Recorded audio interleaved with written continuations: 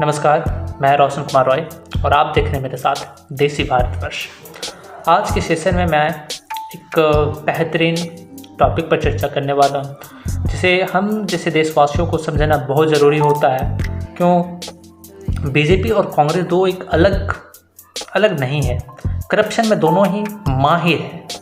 इसी चीज़ को मैं आज आपके लिए डिकोड करूँगा। तो चलिए शुरू करते हैं। तो वर्ष 2014 एक ऐसा वर्ष था जो दोनों पार्टी को हिला दिया था। आप सभी को मैं बता दूं कि एक संस्था है ADR, जो इलेक्शन कमीशन ऑफ इंडिया के अंडर आती है। इसने बीजेपी और कांग्रेस पर एक FIR किया।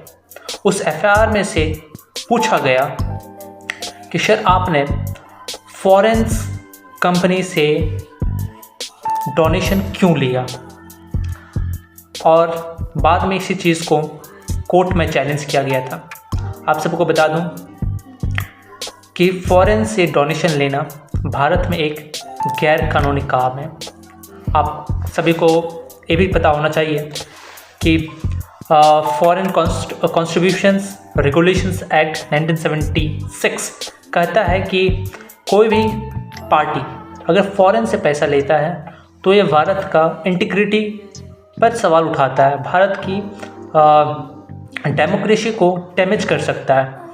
और फॉरेन से डोनेशन लेना एक तरह का ऐसा चीज़ है कि देश को अंदर ही अंदर तोड़ा जाना। उसके बाद क्या होता है, ADR कोर्ट जाती है, कोर्ट में अपील करती है कि ऐसा ऐसा काम हो रहा है देश में। तो उसके बाद 2014 में इस पर सुनवाई होती है और फैसला जाता है ADR के पक्ष। और वहाँ से कोर्ट कहती है कि इंडियन नेशनल कांग्रेस और बीजेपी पर तत्कालीन तरफ से एक्शन ली जाए। ये नोटिस दी जाती है होम मिनिस्टर ऑफ इंडिया और इलेक्शन कमीशन ऑफ इंडिया। और वहाँ से कोर्ट मानती है कि इंडियन नेशनल कांग्रेस और बीजेपी ने FCRA का उल्लंघन किया है। उसके बाद क्या होता है, 2 साल के बाद यानी 2016 में गवर्नमेंट ऑफ इंडिया ने एक बिल लेकर आती है और वो बिल का नाम दिया जाती है amendment of the law of FCRA 2016। अब आपको बताता हूँ इस अमेंडमेंट में होता क्या है।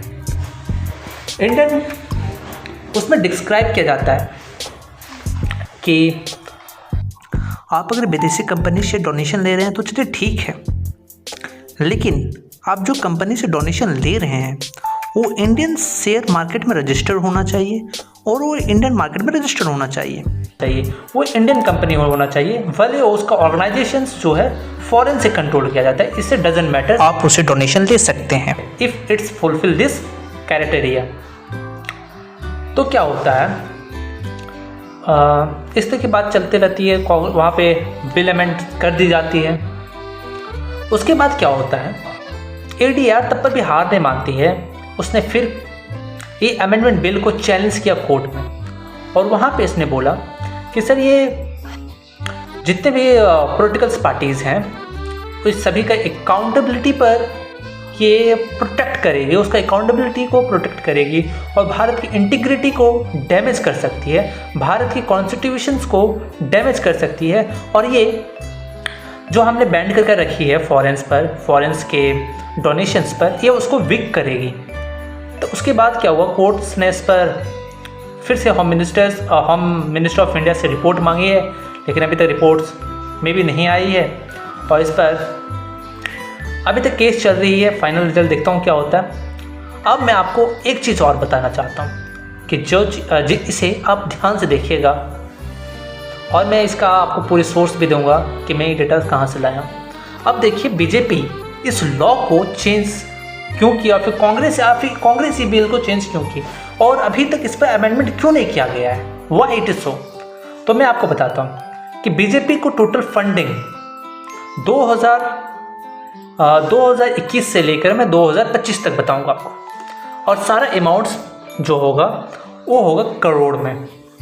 All the amounts will be in crore. तो ईयर 2020 से लेकर 21 तक बीजेपी को टोटल 77.5 करोड़ रुपए उसके फंड में जमा हुए थे, पार्टी फंड में जमा हुए थे। और ये सोर्स मैं लिया हूँ माईनेट से, और क्योंकि मैं इसे ऑफिशियल डेटा मुझे नहीं मिला था इसलिए मैं इसे एक प्राइवेट डेटा से उठाया माईनेट से। दूसरा, 2021 से लेकर 22 में इसमें 200 करोड़ का इंक्रीजमेंट होता है, जो होता है 1614.6 करोड़। ये भी डेटा मैं एननेट से लिया हूँ क्योंकि इसका कोई डेटा, सरकारी डेटा प्रेजेंट नहीं था। उसके बाद मैंने 2022 से लेकर 2023 में 100 करोड़ का इसमें इंक्रीजमेंट होता है, जो हो जाता है 7009.8 करोड़। इसका डेटा मैं इलेक्शन कमीशन ऑफ इंडिया से उठाया हूँ, इसका डेटा मुझे वहाँ पे आसानी से मिल गई थी। और दूसरा, 2023 से लेकर 2024 में इसका सीधा जो इंक्रीजमेंट होती है वो देख कर आप चौंक जाओगे। इसका टोटल डोनेशन जो होता है 2243 करोड़ हो जाती है। Mind me know the figures, 2243.9 crore. It is very much huge amount. और इसी को अगर मैं आगे देखूं 2024 और 2026 में, तो टोटल अमाउंट 6000 करोड़ हो जाता है। अब इस तरह की पार्टी फंड्स में आए तो आप समझ सकते हो कि कोई भला क्यों ही अपना पैर में कुल्हाड़ी मारे इस तरह का लॉ को चेंज कर कर, अमेंड कर कर। एक बार जो हो जाता है वो हो जाता है। और मैं सैल्यूट करता हूँ ADR को, जिसने इस तरह का एक्शन लेने की हिम्मत की है। आप सभी को पता होगा कि अभी हाल ही में ही न्यूज़ आया था कि एक वर्षों पुराना हेल्स को तोड़ा जा रहा है। इसका पीछे भी रीज़न आप समझ सकते हो कि हमारे देश में 2 बड़ी कंपनी हैं, अडानी और अंबानी के नाम से जाना जाता है। इसके जो आपको शेयर्स बताऊं तो दिमाग हिल जाएगा, इतने ज़्यादा फंडिंग करती है बीजेपी को। और आप शायद जानते भी होंगे कि साल 2025 में एक बहुत ज़्यादा बात उठी थी, पार्टीज फंड को कैसे रेगुलेट करूँगा। तो हमारे इलेक्शन कमीशन ऑफ इंडिया ने एक अपना सुझाव भी दी थी कि पार्टीज जितना भी कंपनी से फंडिंग करेगी वो इलेक्शन कमीशन के पास आना चाहिए। लेकिन हमारी सरकार ने इस बात को माना नहीं। क्यों? क्योंकि उसे फंडिंग चाहिए। एक तो प्राइवेट कंपनियों से फंडिंग चाहिए।